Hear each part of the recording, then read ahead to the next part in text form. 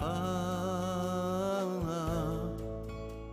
ton aide, mon espoir, comme un phare, comme un phare.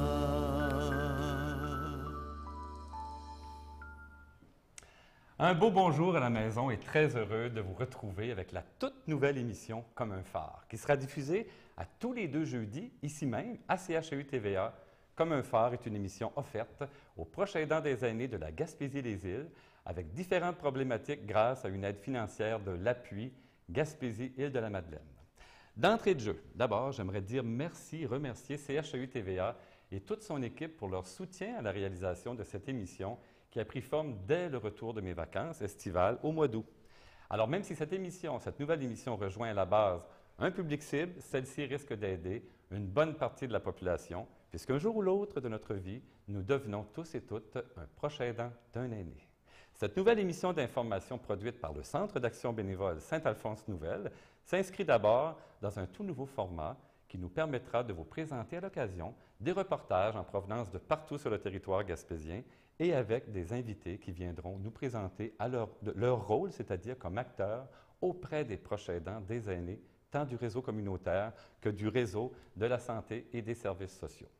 Donc, cette émission est aussi financée par l'appui Gaspésie-les-Îles, comme je disais tout à l'heure, et j'ai le plaisir de recevoir à cette première émission aujourd'hui la directrice générale qui est Marie-Pierre Cyr. Marie-Pierre, bonjour. Bonjour, Régis. Bien, d'abord, Marie-Pierre, je suis content que ce soit toi qui commence la première entrevue avec moi parce qu'il va en avoir quand même 40 d'ici 2 ans. Donc, bienvenue à... On va dire qu'on est comme dans un phare imaginaire, évidemment. Alors, Marie-Pierre, tu es la directrice générale de l'appui Gaspésie-les-Îles, Île-de-la-Madeleine. Comment est né l'appui? Qu'est-ce qui fait tout d'un coup au Québec, on entend de plus en plus dire que les proches aidants qui vivent à domicile auront un peu plus de soutien, Marie-Pierre, dépendamment des problématiques qu'ils vivent? Comment est né l'appui et dans quel contexte? Oui, en fait, au printemps 2007, il y a eu une vaste tournée de toutes les régions du Québec de la ministre de l'époque, Mme Marguerite Blais. Puis, suite à ça, il y a eu un rapport qui a été publié en lien avec les conditions de vie des aînés. Et en octobre 2009, on a adopté le projet de loi numéro 6 qui a institué le Fonds de soutien pour les proches aidants des aînés. Je me souviens parce que j'avais moi-même participé à une rencontre, il y avait eu une grande rencontre provinciale, tout ça, ça avait déroulé à Bonaventure il y a quelques années. Puis déjà, Mme Blais, puis le docteur Hébert qui l'accompagnait aussi, voulaient vraiment connaître les besoins des aînés, mais particulièrement aussi les proches aidants des aînés. Puis plus tard, l'appui est né, bon, un conseil d'administration a été formé, maintenant tout est officiel. Puis, il y a un portrait de diagnostic qui a été mis en place, puis il est sorti 4 grandes problématiques. Quelles sont ces problématiques identifiées par les proches aidants? Oui, en fait, c'est ça. Il y a eu un portrait de diagnostic. On a vraiment essayé de cibler quels étaient les services actuellement offerts aux proches aidants d'aînés. Puis, rattaché à ça, il y a eu des focus group dans chacune des MRC de la Gaspésie. Puis, il y a 4 grandes problématiques qui ont été identifiées, 4 besoins des proches aidants, c'est-à-dire au niveau de l'information, d'avoir du soutien psychologique, d'avoir du répit aussi, puis d'avoir un peu plus de formation. Puis aussi rattaché à ça, c'est d'avoir du répit accessoire pour libérer les proches aidants afin qu'ils puissent participer aux activités qu'on leur propose. Marie-Pierre, on sait qu'à cette émission, évidemment, on dit qu'elle est destinée aux proches aidants des aînés, puis aussi pour toute la population en général, toujours en prévention probablement. Est-ce que, d'abord, vous connaissez Karen Larocque, qui est psychologue, puis je pense qu'il va graviter sur différents projets un peu partout en Gaspésie. Bien, la semaine dernière, Karen ne pouvait pas être ici aujourd'hui parce qu'elle était prise à l'extérieur, à Québec, mais je suis allé la rencontrer à Percé et on va écouter ensemble l'entrevue que j'ai eue avec Karen Larocque la semaine dernière. Parfait. Merci.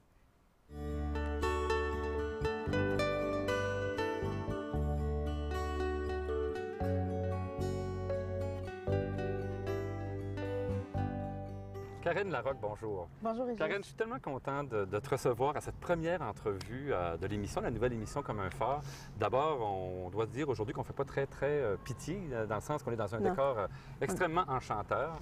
Merci, Karen, d'avoir accepté d'être la personne qui va être ici régulièrement, tous les 2 semaines, pour une capsule sur évidemment, qui va vraiment être adressée aux proches aidants des aînés. Karen, peut-être avant d'aller dans le vif du sujet, Ouais. les gens à la maison, nécessairement, ne te connaissent pas ou peu. Il y a peut-être du monde en Gaspésie qui te connaissent, mais Karen Larocque, d'abord, ça sonne très gaspésien. Oui. Tu es originaire de quel endroit? En fait, je suis native de Passepébiac. Ma mère vient de Passepébiac, mon père vient de Saint-Godefroy. Fait que, Puis- je suis une petite Passepéote. Puis tu habites ici même en Gaspésie, Oui. même si tu es très, très volubile, parce qu'on sait que tu es pas mal partout, à gauche et à droite, dans différents endroits à travers la province. On sait que tu es très sollicité. T'es psychologue, Oui. Karen.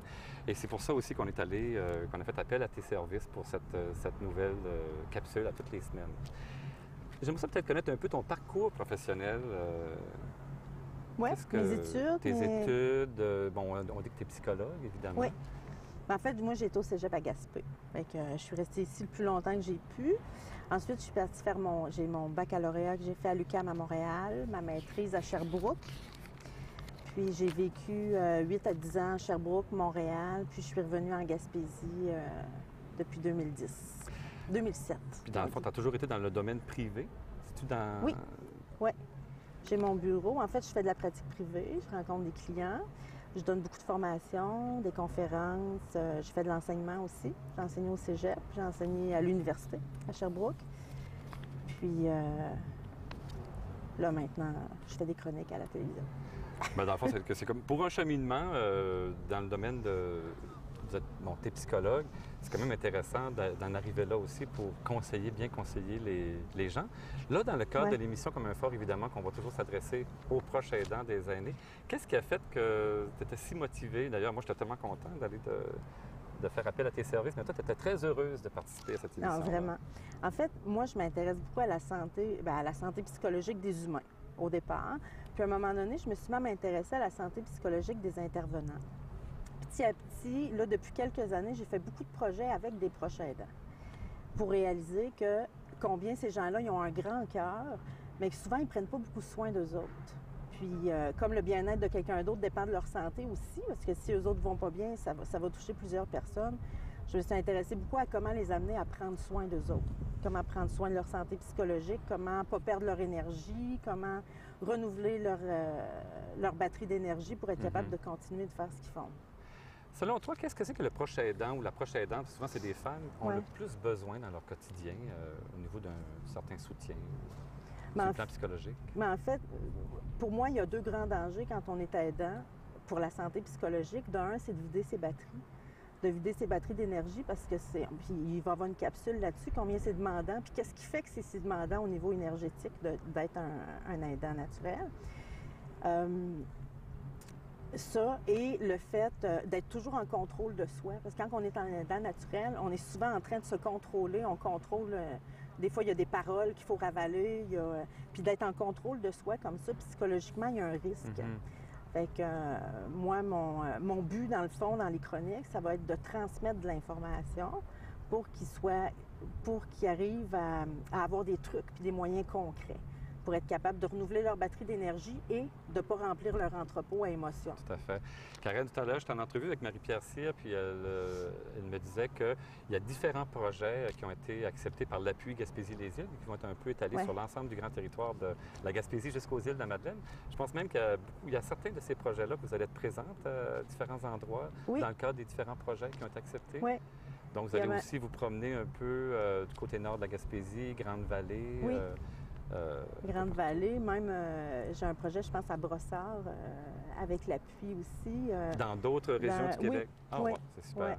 Puis à Chandler, il va y avoir on va sûrement y revenir, là. Il va y avoir des activités régulières, là, des ateliers, Tout à puis des fait. cafés-rencontres. D'ailleurs, c'est prévu dans l'émission de rencontrer toute l'équipe de là-bas C'est qui ont ça. aussi un magnifique projet. Ouais. Karen, juste pour donner un petit peu l'appétit, on ouvre la table, on met la table. Qu'est-ce qu'on va discuter ou qu'est-ce que vous allez apporter comme sujet à toutes les émissions comme un fort régulièrement? Oui, bien, j'ai prévu toutes sortes de choses, des petits OK. trucs, des moyens concrets. Je garde toujours en tête qu'il faut que ce soit des choses que les gens puissent utiliser dès la fin de la chronique, qui ont déjà l'outil, qui vont être capables de l'utiliser. D'accord. J'ai préparé des choses sur, je parlais tantôt, là, comment renouveler notre batterie d'énergie. Fait que, comment on fait les humains pour renouveler notre énergie. J'ai aussi préparé quelque chose sur, souvent, ce que j'entends des aidants, c'est qu'ils disent, ben oui, mais moi, j'ai pas le temps. J'aimerais ça prendre soin de moi plus, là, mais j'ai pas le Ils n'ont temps. pas le temps. Fait que j'ai préparé une chronique juste là-dessus, le problème de temps, puis je vais vous donner des trucs pour arriver à faire disparaître, en fait, ce problème-là. Ça ne vous donnera pas du temps, mais Oui. comment faire pour C'est ça. s'occuper de nous autres, Exact. même si on n'a pas le temps. On va parler aussi de la culpabilité. Ça arrive des fois que les proches aidants ils ont de la difficulté à prendre soin d'eux parce qu'ils se sentent coupables. Il y en a même qui se sentent méchants. Ils ont comme le sentiment d'être méchants. Fait que ceux qui sont aux prises avec ça, je vais donner un truc aussi pour permettre de se débarrasser de ça. Comment dealer avec des fois les conflits qui peuvent arriver au sein de la famille quand on est un proche aidant. Exactement. On va pouvoir parler de ça aussi. Fait que j'ai préparé toutes sortes de choses comme ça. On sait que les gens, les Gaspésiens, entre autres, la plupart ont quitté à un moment donné la région, puis on peut se retrouver. Des fois, les grandes familles, on se retrouve, Ouais. on pouvait être 6, 8 personnes dans une famille, puis on se retrouve des fois seul ici, parce que la plupart Absolument. de ses frères ou ses sœurs sont à l'extérieur. Ça peut être Ouais. difficile aussi pour un proche aidant d'être, se sentir, mais entre guillemets, dans l'obligation, parce que le fait de se retrouver seul ici en région, Ouais. ça peut devenir un certain problème. Bien, je pense même que ça peut être plus difficile à vivre d'être seul dans une grande famille Oui. que d'être enfant unique, par exemple, puis être seul avec la tâche. Oui. Il y a quelque chose de plus dur à porter quand tu sais que tu es une famille, mais que tu es le seul Exact, à porter exactement. le poids. Fait Ça, que la- on va en parler aussi, de voir les aidants naturels, souvent, ils ont de la difficulté à faire des demandes, à demander. Demander, Fait que je hein. vais vous donner des formules. Comment on fait pour demander? Comment on fait pour dire non, pour refuser? Ça, c'est un autre bout aussi que j'ai préparé. Karen, notre caméraman réalisateur, nous fait des signaux. Alors, c'est comme la fin de Déjà? cette première entrevue, OK, OK. de Comme un phare. Je le dis encore, je suis tellement content qu'on va travailler ensemble pour les 2 prochaines années. On a 40 émissions déjà qui sont planifiées d'ici juin 2016. Wow. Alors, on se retrouve dans 15 jours Oui. avec une première capsule pour les prochaines. Merci. Oui, ça me fait plaisir.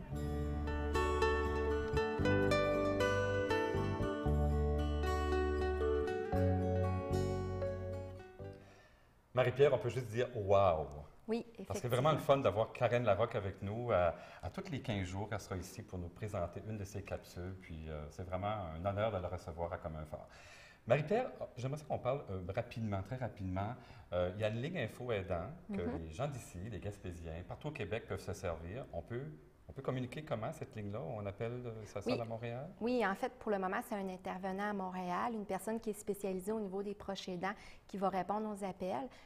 Puis, si vous voulez plus d'informations aussi en lien avec les projets qui sont financés par l'appui, la personne qui va vous répondre va pouvoir vous diriger vers les bonnes ressources. Bon, mais écoutez, à chaque émission, on va avoir ici une petite pause de 15 secondes. Même hier, Pierre Harvey, le directeur général de la station, a accepté de faire la narration pour une petite promotion pour la ligne info aidant qu'on écoute ensemble. Si vous prenez soin d'un aîné, vous êtes un proche aidant et c'est normal d'avoir besoin d'aide. Appuyez-vous sur nous pour de l'information et du soutien et nous vous dirigerons vers les bonnes ressources près de chez vous. Utilisez la ligne aidant en composant le 1-855-8-l'appui. Alors, quand on dit le 1-855-852 l'appui, évidemment, il faut rajouter 7784. Marie-Pierre, on fait-tu un petit clin d'œil à M. Henri Hotton? Parce Oui. que Henri Hotton a été quand même président du comité provisoire de l'appui Gaspésie-les-Îles pour l'implantation. Donc, il nous a quittés au mois de juin parce qu'il a tiré sa révérence. M. Hotton est comme un homme assez occupé. Donc, on voudrait aujourd'hui lui dire merci, M. Hotton, d'avoir été à la barre du lancement de cette nouvelle organisation. Oui, qui a vraiment participé activement à la fondation de l'appui, puis au financement des projets là, qui va débuter prochainement. Mhm.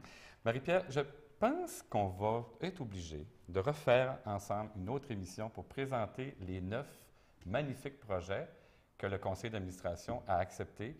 On ne pourrait peut-être pas tous les annoncer aujourd'hui. On sait qu'il y a des projets dans différents secteurs d'activité, autant pour les proches aidants des personnes atteintes de cancer, d'autres pour les personnes...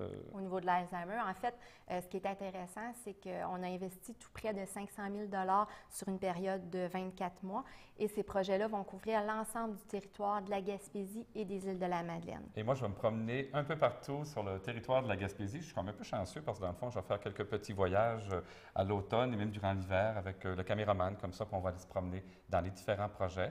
Marie-Pierre, vous allez revenir ici pour m'en parler parce qu'on ne Oui. peut malheureusement pas toutes les présenter aujourd'hui. Moi, j'aimerais ça vous remercier. Mais avant, j'aimerais aussi vous présenter les prochains invités qui seront ici à l'émission Comme un phare. Donc, la prochaine émission sera le jeudi 25 septembre prochain. Et ce matin, à la première heure ce matin, j'ai appris que Mme Hélène Chagnon, qui est chargée de projet à la MRC, à la Clinique de la mémoire du C3S de Rocher-Percé, va être ici en studio. Et j'aurai aussi un magnifique reportage avec Janine Leclerc, qui est une proche aidante, qui a tout laissé derrière elle pour venir accompagner sa mère en fin de vie. Donc, à la prochaine émission, le 25 septembre prochain, je recevrai ces deux invités ici même, en studio et aussi en reportage. Alors moi, je veux juste vous dire que la chanson thème, c'est pas moi qui la chante, c'est Manuel Brault. Magnifique, merci Manuel Brault. Et je vous dis à la prochaine pour l'émission Comme un phare. Merci à la maison et soyez là la prochaine fois.